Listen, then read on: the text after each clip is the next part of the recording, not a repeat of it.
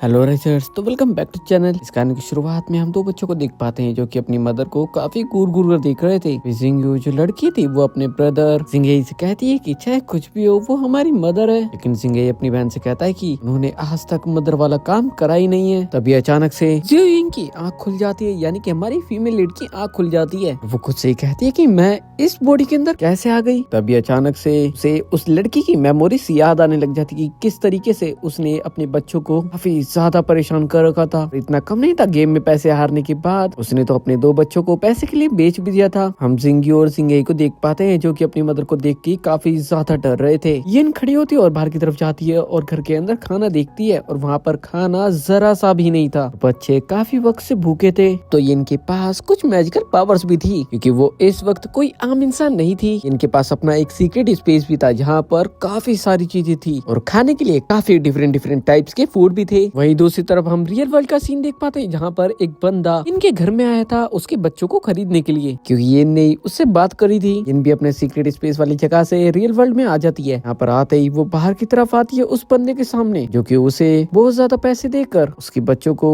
उसे देने के लिए कहता है। अब ये पुरानी वाली यिन थोड़ी ना थी, इस वजह से तो इस बंदे के पैसे इसी के मुंह पे फेंक के मारती है। जिंगियो अपने ब्रदर से कहती है कि ये हमारी मॉम जैसी तो बिल्कुल भी नहीं लग रही है, इतनी कैसे बदल गई। जो बंदा यहाँ पर आया हुआ था उसे तो काफी ज्यादा गुस्सा आ जाता है। वो तो यिन को मारने के लिए जाता है, लेकिन यिन तो उसे एक किक मारकर दूर भुड़का देती है। इस वजह से वो बंदा तो डर कर वहाँ से भाग जाता है। यहाँ पर हम एक ओल्ड लेडी को भी देख पाते हैं जो कि बच्चों को अपने पास बुलाकर उनसे कह रही थी कि तुम अपनी माँ के ऊपर जरा सा ही भरोसा मत करना, शायद उसने तुम्हें इसलिए नहीं बेचा अभी क्योंकि उसे पैसे काफी ज्यादा कम लगे। वो ओल्ड लेडी बच्चों को कुछ अनाज देकर वहाँ से चली जाती है। वो अनाज उनके जाते ही ले लेती है और बच्चों को ऐसा लगता है कि आज भी हमें भूखे पेट ही सोना पड़ेगा, लेकिन ऐसा बिल्कुल भी नहीं होता। जैसे वो अंदर आते हैं उन्हें टेबल पर काफी अच्छा खाना रखा हुआ मिलता है, लेकिन बच्चों को तो अभी भी शक हो रहा था कि कहीं उनकी मदर ने उनके खाने में जहर यानी कि पॉइजन तो नहीं मिला दिया। फिर ये उन्हें खाना खाकर दिखाती है, तब जाकर वो खाना खाते हैं और जब बच्चे वो खाना खाते हैं उन्हें काफी ज्यादा टेस्टी लगता है वो, क्योंकि वैसे भी वो बहुत टाइम बाद कुछ अच्छा खाना खा रहे थे। यिन तो अपने रूम के अंदर कल्टीवेशन पावर को ज्यादा करने के लिए चले जाती है, उसकी ट्रेनिंग करने के लिए चली जाती है और खुद से ये भी कहती है कि मैं कोई रिफाइनिंग की फर्स्ट लेवल पर पहुंच गई। और इससे फायदा ये होता है कि उसके सीक्रेट स्पेस के अंदर और भी वेजिटेबल्स बढ़ने लगी थी, यानी कि वो जितने लेवल पर जाती जाएगी उतनी उसकी कल्टीवेशन पावर भी बढ़ेगी और उसके सीक्रेट स्पेस के अंदर डिफरेंट टाइप्स की चीजें ऐड होती जाएगी, चाहे वो डिफरेंट टाइप्स की पिल्स हो या फिर डिफरेंट टाइप्स के फूड हो। इसके साथ ही ये तो सोचती है कि बच्चों ने बहुत दिनों से नॉनवेज नहीं खाया, इस वजह से वो बाहर शिकार के लिए चली जाती है। माउंटेन पे जाते के साथ ही उसके ऊपर एक जंगली शुअर अटैक कर देता है, लेकिन ये उसका शिकार बड़ी आसानी से कर लेती है। ये यहाँ पर शिकार कर ही रही थी, तभी दूसरी तरफ हम देख पाते हैं कि घर में एक टकलू बंदा कुछ बंदों के साथ आ गया था। वो आते ही बच्चों के ऊपर अपना हुक्म चलाने लगता है कि बच्चों तुम्हारी मम्मी मेरे पैसे कब देगी, जरा मुझे बताओगे। बच्चे तो उससे काफी ज्यादा डर रहे थे क्योंकि वो टकलू तो था लेकिन साथ ही डेंजरस भी लग रहा था। ये टकलू बंदा तो बच्चों को मारने लगता है कि तभी यहाँ पर यिन की एंट्री हो जाती है। यिन तो ये सब चीजें देख कर काफी ज्यादा गुस्से में आ जाती है। वो टकलू बंदा यिन से कहता है कि क्या तुम्हें गुस्सा आ रहा है, क्या तुम मुझे मारना चाहती हो, आ जाओ ट्राई करके तो देखो। यिन तो काफी तेजी में उसकी तरफ जाती है और उसकी काफी अच्छे से पिटाई करती है। इस वजह से टकलू को यहाँ से डर कर भागना पड़ता है। वही जिंगी तो अपने ब्रदर सिंगे से कह रहे थे कि मॉम इतनी अच्छी फाइटर कब बन गई। यिन देखते कि सिंगे के हाथ और पैर में काफी सारी चोटें आ रखी थी, इस वजह से अपनी मैजिकल पावर्स का यूज करके वो उसकी चोट तो ठीक कर देती है, साथ ही उसके पैर में काफी ज्यादा चोट थी जिसकी वजह से वो चल भी नहीं पा रहा था। वैसे यिन मैजिकल हीलिंग पावर की मदद से उसके पैर को ठीक कर देती है। जिसके बाद सभी जब टेबल पर बैठे हुए थे तभी यहाँ पर जिंगई अपनी मोम से कहता है कि क्या आप हमारी मोम है भी या फिर नहीं। ये अपने बच्चों से कहती है कि मैं तुम्हें सच बताती हूँ, जो तुम्हारी मोम थी वो अब इस दुनिया में नहीं है, यानी कि मैं तुम्हारी मोम नहीं हूँ, एक दूसरी दुनिया से यहाँ पर आई हूँ जहाँ पर बहुत सारी मैजिकल पावर होती है लोगों के पास। लोग डेली अपनी सुपर पावर्स के ऊपर वहाँ पर मेहनत करते, अपनी कल्टीवेशन पावर को बढ़ाते हैं। मेरा तो गलती से तुम्हारी मोम के बॉडी के अंदर रिबॉर्न हो गया है। बच्चे तो यिन से डरने लग जाते हैं, लेकिन यिन बच्चों से कहती है कि तुम्हें मुझसे डरने की जरूरत नहीं है। जिंगई मोम से कहता है तो फिर तुम हमारे साथ क्या करना चाहती हो। यिन कहती है कि मैं तुम्हारी मोम बनकर ही रहना चाहती हूँ, लेकिन तुम दोनों को अच्छा लगे तभी तुम मुझे मॉम कहना। अगर तुम नहीं चाहते कि मैं यहाँ पर हूँ तो मैं यहाँ से जा भी सकती हूँ। लेकिन बच्चे तो यिन का हाथ पकड़ लेते हैं और उसे बहुत ही ज्यादा प्यार से मॉम कहते हैं और कहते हैं कि तुम यहाँ से कभी भी नहीं जाना। दोनों बच्चे काफी ज्यादा इमोशनल हो जाते हैं क्योंकि जो चीज आज यिन ने करी थी वो उनकी मॉम ने कभी जिंदगी में नहीं करी थी, यानी कि उन्हें प्रोटेक्ट करना और उन्हें अच्छा खाना खिलाना। से तो यिन को भी बुरा लगता है, इस वजह से वो दोनों बच्चों को हक कर लेती है। इसके साथ साथ यिन यहाँ पर सोचती है कि अपने जिस बच्चे को मैंने एक रिच इंसान को बेच दिया था मैं उसे वापस लेकर आ जाऊंगी। अब यिन को जिनसिंग बेचकर बहुत सारे पैसे कर लेती है, जिन्हें देखकर वो अपने बच्चे को वापस लेकर आने वाली थी। जिसके साथ यिन जाओ फैमिली के पास आ जाती है और ये फैमिली यहाँ की बहुत ज्यादा रिच फैमिली थी। यहाँ पर आते ही यिन तो अपनी बेटी मून को बुलाने को कहती है। अब मून जैसे इस जगह पर आती है और अपनी मदर को देखती है वो तो सीधा सीधा जाने से मना कर देती है। जिंगी और जिंगे उसे समझाते भी है कि मॉम काफी ज्यादा अच्छी हो गई है, वो पहली जैसी नहीं है। लेकिन मून तो मानती नहीं है और कहती है कि मैं इस बुरी लेडी के साथ नहीं जाना चाहती। लेकिन यहाँ पर जो बंदा बैठा हुआ था वो यिन से कहता है कि मैं तुम्हें तुम्हारी बेटी दे दूंगा, लेकिन इस बार तुम्हें मेरे एक प्लेयर को हराना पड़ेगा। और वो बंदा उस प्लेयर को वहाँ पर बुला लेता है जो कि एक ओल्ड मैन था और मून तो काफी ज्यादा डर जाती है क्योंकि वो ओल्ड मैन काफी अच्छा खिलाड़ी था। अब गेम शुरू होता है और वो बंदा तो काफी ज्यादा खुश हो रहा था और यहाँ पर जितने ही बंदे खड़े थे सभी खुश हो रहे थे। लेकिन देखते देखते वो बंदा खुद ही हार जाता है, उसे तो अपनी हार पर विश्वास ही नहीं हो रहा था। जैसे यिन जीतती है वो अपनी छोटी बेटी यानी कि मून को अपने साथ ले जा सकती थी और मून भी अब अपने ब्रदर और सिस्टर की बात मान लेती है और वहाँ से जाने लगती है कि तभी यहाँ पर जो सीनियर बंदा खड़ा हुआ था वो कहने लग जाता है कि मैंने यहाँ के रूल्स बदल दिए हैं क्योंकि ये जगह भी मेरी है और गेम भी मेरा है, इस वजह से तुम्हें मेरी बात माननी होगी। यिन कहती है कि अच्छा ऐसी बात है क्या। वो तो सीधा जाकर उसे एक जोरदार थप्पड़ मारती है जिससे बेचारे का गाल काफी ज्यादा लाल हो जाता है। जब उस बंदे के गार्ड यिन को मारने के लिए उसके पास आते ही है कि यिन तो सबको धोकर दूर बुड़का देती है, सब नीचे गिरे पड़े थे। इतना कम नहीं था, यहाँ पर एक और बंदा आ जाता है और वो जैसे यहाँ पर आता है जिस बंदे को थप्पड़ा लगा था वो उस बंदे से कहने लग जाता है कि मास्टर ये मुझे मार रही है। इसने जाओ फैमिली में घुसकर जाओ फैमिली के एक बंदे पर हाथ उठाया जिससे उस ओल्ड मैन को गुस्सा आ जाता है और वो यिन से कहता है कि तुम कौन हो, मैं तो नहीं जानता, लेकिन अब तुम यहाँ से इस तरीके से नहीं जा सकती। फिर वो अपने गार्ड्स को हुक्म देता है कि इस लड़की को काफी ज्यादा पीटो। अब सभी गार्ड्स यिन को पीटने के लिए तो जाते, लेकिन उल्टा यिन उन्हें काफी ज्यादा पीटती है और थोड़ी देर में सभी फ्लैट जमीन पे गिरे हुए थे। यिन यहाँ पर आए ओल्ड मैन से कहती है कि क्या तुम्हें यहाँ से जिंदा वापस जाना है। वो ओल्ड मैन तो यिन के पास आकर उसे कहने लग जाता है कि अरे अरे मुझे माफ कर दो, लगता है मुझसे बहुत बड़ी गलती हो गई। यिन उस ओल्ड मैन से कहती है कि तुम्हें पता है मेरी बेटी यहाँ पर 4-5 मंथ से, और मुझे ये भी पता है कि जाओ फैमिली ने उसके साथ किस तरीके का बिहेव करा है क्योंकि उस छोटी सी लड़की के हाथ और पैर पर काफी सारे चोट के निशान थे। इस वजह से यिन कहती है कि मुझे बहुत सारा सोना और चांदी चाहिए तभी मैं यहाँ से जाऊंगी। वो बंदा तो रोता रोता यिन से कहता है कि हाँ हाँ तुम जितना सोना चाहे जितना चांदी चाहे यहाँ से लेकर जा सकती हो। यहाँ मून को देख पाते हैं, मून भी लाइक मैं तो तुझे हरामी समझी थी लेकिन तू तो देव कन्या निकली रे। अब जाने से पहले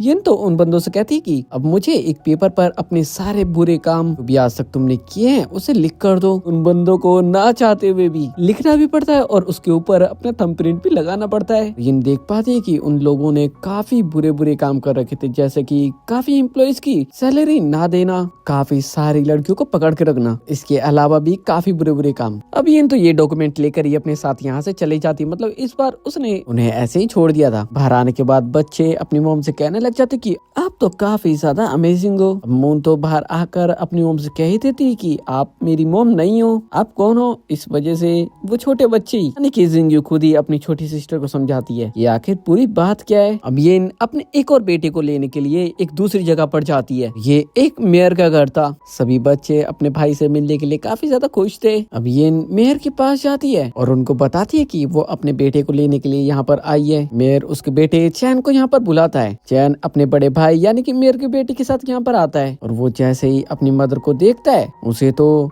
उसके ऊपर काफी ज्यादा गुस्सा आ रहा था। वो तो अपनी मदर को देखते के साथ ही सीधा इनकार कर देता है कि मुझे यहाँ से कहीं पर भी किसी के साथ नहीं जाना। चैन के छोटे ब्रदर एंड सिस्टर उसे समझाते हैं कि मोम वैसी नहीं है, वो बदल चुकी है, लेकिन वो यकीन करने को रेडी ही नहीं होता। जिंगू यहाँ पर उसे खुलकर बताना चाहती थी कि आखिर यिन उनकी रियल मोम नहीं है। यहाँ पर मेयर भी था, इस वजह से वो अपनी मोम का सीक्रेट किसी को भी किसी के सामने भी रिवील नहीं करना चाहती थी। यिन तो चाहते हुए अपने बेटे से कहती है कि अगर तुम्हें यहाँ पर रहकर अच्छे से पढ़ाई करनी है तो तुम पढ़ाई कर सकते हो, कहकर वो खुद बाहर की तरफ आ जाती है। मेयर का बेटा भी यहाँ पर चैन से कहता है कि तुम्हें अपनी मदर के पास जाना चाहिए। चैन कहता है कि अच्छा तुम चाहते हो कि वो मुझे फिर दोबारा से किसी और को बेच दे और मेरी लाइफ पूरी तरीके से खराब हो जाए। बाहर आने पर बच्चे अपनी मदर से कहते हैं कि आप गुस्सा मत होना चैन के ऊपर, उसे नहीं पता ना कि आप अभी कौन हो। यिन कहती है कि मैं उसके ऊपर जरा से भी गुस्सा नहीं हूँ। अब यहाँ से इन लोगों का घर काफी दूर था, इस वजह से बच्चे कहते हैं कि काश हमारे पास भी एक गाड़ी होती। अब ये तो सोच लेती है उस टाइम में जो गाड़ी चलती थी उसे खरीदने का, यानी कि घोड़ा गाड़ी। बच्चे कहते हैं कि क्या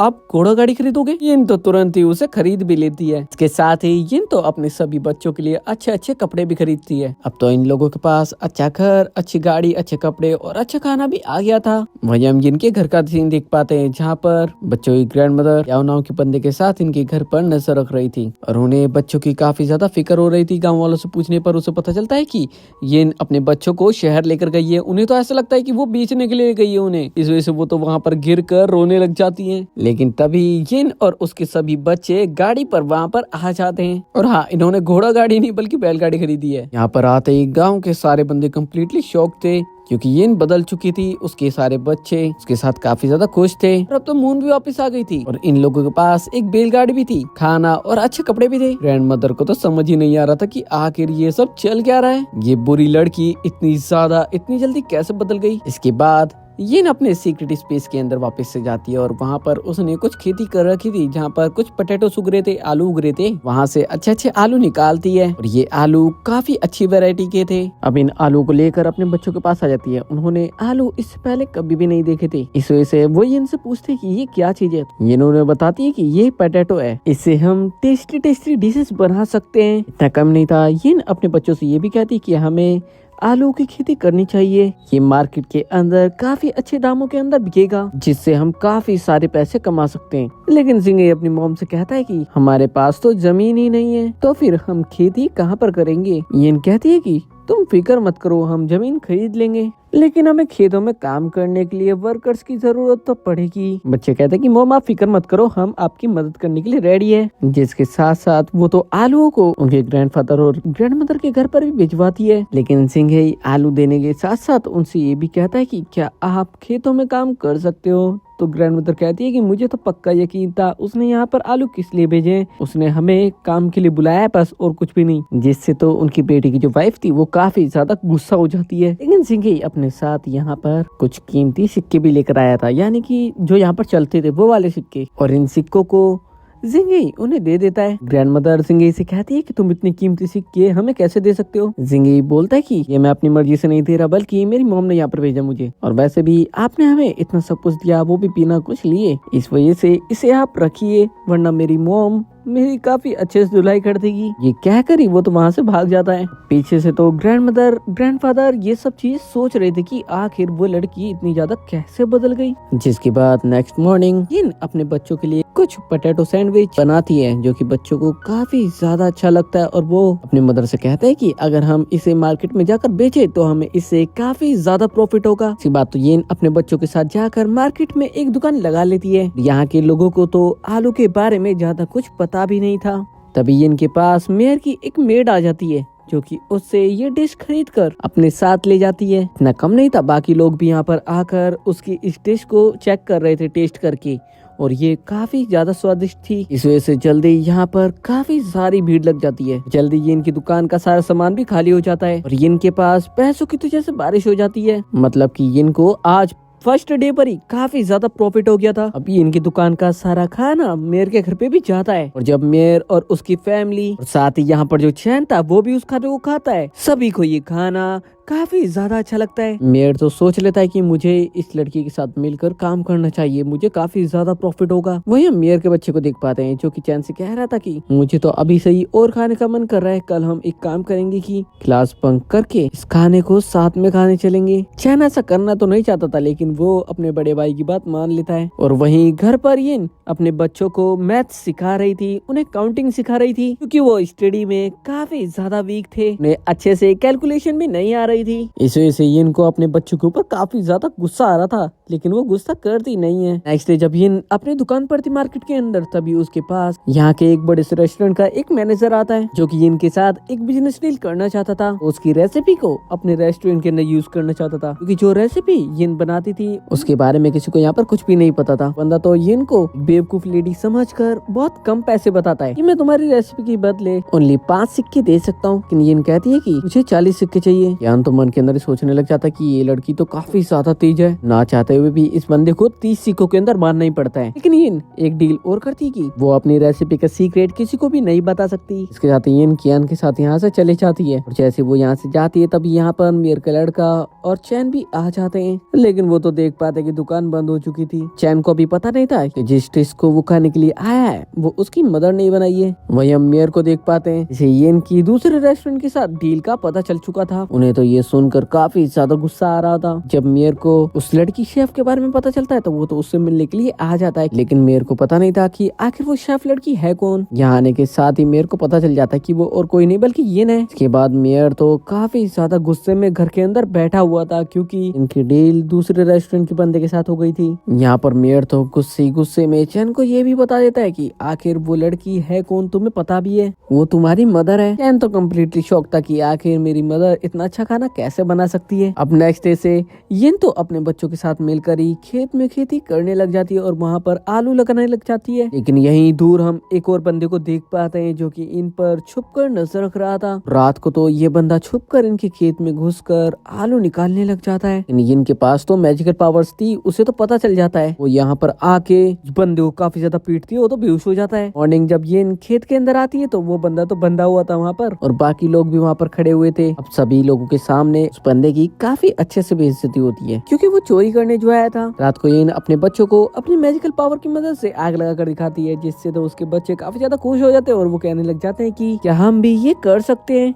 तो यिन कहती है कि हाँ, कल्टीवेशन पावर का यूज हर कोई कर सकता है। इसके साथ साथ उसकी बॉडी के ऊपर डिपेंड करता है, उसकी बॉडी कल्टीवेशन पावर के लायक है भी या फिर नहीं है। यिन अपने तीनों बच्चों की बॉडी चेक करती है, इसमें जो सबसे छोटी लड़की थी यानी कि मून, वही कल्टीवेशन पावर का यूज कर सकती थी, लेकिन इसके लिए भी उसे मेहनत करनी पड़ेगी। हम उस रेस्टोरेंट के ओनर को देख पाते हैं, यानी कि तियानसी को, जिस रेस्टोरेंट के लिए यिन काम किया करती थी। तियानसी तो अपने एक गार्ड से कह रहा था कि आखिर यिन के पास ही आलू कहाँ से आए, इस चीज का पता लगाओ। जब ये इन माउंटेन पर जाकर एक जगह पर से कुछ सब्जियां ढूंढने की कोशिश कर रही थी, तभी वो अपनी मैजिकल पावर्स का यूज करती है, और ये तियानसी का गार्ड जो कि छुपकर उसके ऊपर नजर रख रहा था, ये उसे देख लेता है। लेकिन यिन को तो इसके बारे में पता चल जाता है। यिन तो सीधा बहुत तेजी में इस बंदे के पास आती है और इस बंदे से कहती है कि आखिर तुम्हें किसने भेजा, मुझे जल्दी से बताओ। वो गार्ड बता देता है कि जिस रेस्टोरेंट के लिए तुम काम करती हो उसके ओनर तियानसी ने मुझे यहाँ पर भेजा है तुम्हारे ऊपर नजर रखने के लिए, क्योंकि वो जानना चाहता है कि आखिर तुम्हारे पास ही आलू कहाँ से आ रहे हैं। ये सुनकर यिन उस बंदे को छोड़ने का डिसाइड करती है, लेकिन वो बंदा तो उल्टा खुश होकर कहने लग जाता है कि क्या तुम तियानसी से डर गई। ये तो 0.1 सेकंड के अंदर उस बंदे को सीधा निपटा देती है। इस पे आर्यन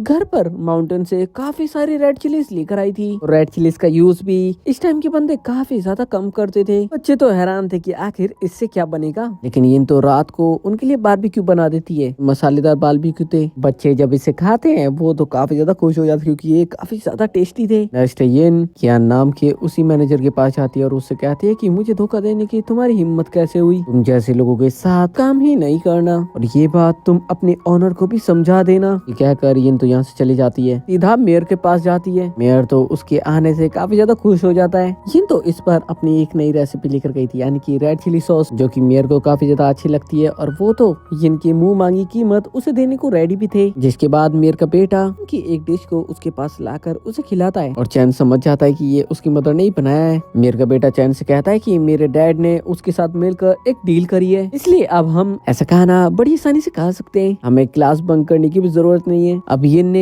एक नई रेसिपी बना ली थी रेड चिली की, जिससे तियानसी को काफी ज्यादा गुस्सा आता है। एक तो येन ने उसका रेस्टोरेंट भी छोड़ा और ऊपर से नई रेसिपी बना ली। वहीं जिंगे अपनी मदर से कह रहा था कि मैं अच्छा अच्छा खाना खा के शायद काफी ज्यादा हेल्दी हो चुका हूँ, तो मेरा पेट भी पहले से काफी ज्यादा बढ़ गया है। ये बात कर ही रहे थे तब यहाँ पर एक बंदा आकर येन से कहता है कि गाँव में एक बंदा है जो कि लोगों से सारी रेड चिलीज खरीदना चाहता है, वो भी सिर्फ 10 सिक्कों में। गाँव वाले अपने चिलीज बेचते उससे पहले ही यहाँ पर आकर उस बंदे से कहती है कि हम रेड चिलीज बेचेंगे लेकिन 10 सिक्कों में नहीं। येन उसे 50 सिक्के कहती है, लेकिन वो बंदा 25 सिक्कों में मानता है, लेकिन 25 सिक्के भी काफी ज्यादा थे, तो इसे गाँव वाले उसको वो रेड चिलीज बेच देते हैं भी ज्यादा प्राइस में। अब वो बंदा तो खुश था क्योंकि भले ही ज्यादा पैसे चले गए हो, लेकिन रेड चिलीज तो उसके पास आ गई थी ना इतनी सारी। ये सारे रेड चिलीज ले जाकर त्यांशी के रेस्टोरेंट में दे देता है और त्यांशी तो काफी ज्यादा खुश हो रहा था कि इतनी सारी रेड चिलीज हमारे पास आ गई। लेकिन इस बेवकूफ को तो ये तक नहीं पता था कि रेड चिलीज को संभाल कर कैसे रखा जाता है। तो ऐसे एक बंदा त्यांशी के पास आता है और उससे कहता है कि जितनी भी रेड चिलीज रखी हुई थी वो सारी खराब हो चुकी है, सड़ चुकी है। इससे त्यांशी को काफी ज्यादा गुस्सा आता है। वहीं दूसरी तरफ बच्चे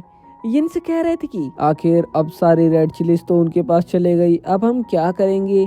लेकिन ये इन्होंने बता दिए कि जिन लोगों ने रेड चिलीज खरीदी है उन्हें तो ये भी नहीं पता कि रेड चिलीज को अच्छे से रखा कैसे जाता है। रात को सोते वक्त तीनों बच्चे आपस में बात कर रहे थे कि हमारी मदर कितनी ज्यादा अच्छी बन चुकी है। ये सब बिल्कुल सपने की तरह लगता है। मून कहती है कि मेरी मॉम वर्ल्ड्स बेस्ट मॉम है। रात को हम फिर दोबारा से उसी मोटे बंदे को देख पाते हैं जो कि रेड चिलीज खरीदने के लिए आया था।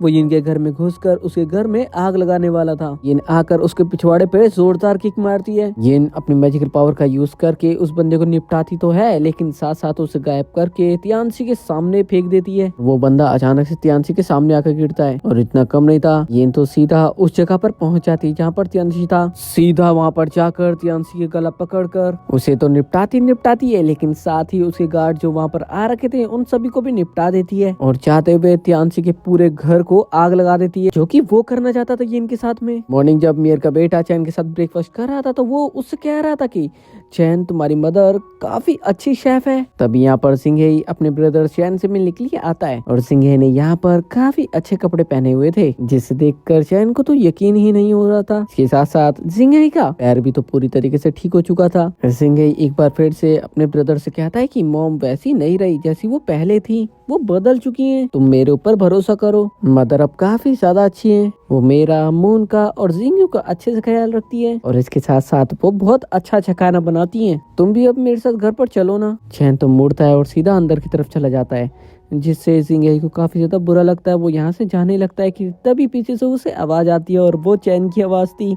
वो उसके पास वापस आ गया था घर वापस चलने के लिए। वापस आने पर जिंगयू और मून चैन को देख के काफी ज्यादा खुश हो जाती है। मून तो चैन से कहती है कि तुम्हें यकीन नहीं होगा, लेकिन मॉम जब मुझे छुड़ाने के लिए आई थी वहाँ पर उन्होंने बुरे लोगों की काफी अच्छे से पिटाई करी थी और साथ ही मैंने वहाँ पर काम किया था, इसकी वजह से मुझे वहाँ से 10 टिल चांदी भी मिली। रात को ये सभी मिलकर बैठते हैं एक जगह पर और साथ में बैठकर बारबेक्यू खाते हैं। चैन तो मन के अंदर कह रहा था कि मेरे के घर में मुझे ऐसा कभी भी नहीं लगा, मुझे मेरे के घर से भी ज्यादा अच्छा लग रहा है यहाँ पर। जब ये इन घर के अंदर जा रही थी तभी चैन उन्हें रोककर उनसे कहता है कि आप मेरी मॉम नहीं हो तो आप हो कौन। इन चैन को सच बताते हुए कहती है कि हाँ, ये बॉडी भले ही तुम्हारी मदर की है, लेकिन मैं तुम्हारी मदर नहीं हूँ। लेकिन अब ये तुम्हारे ऊपर डिपेंड करता है कि तुम मुझे मदर कहते हो या फिर नहीं। चैन तो मन के अंदर ही सोचने लग जाता है कि मैंने अपनी मदर को इतनी ज्यादा गलत समझा। ये भले ही मेरी रियल मदर ना हो, लेकिन ये मेरी मदर से भी ज्यादा अच्छी है। इस वजह से नेक्स्ट डे चैन ये इनसे कहता है कि आपको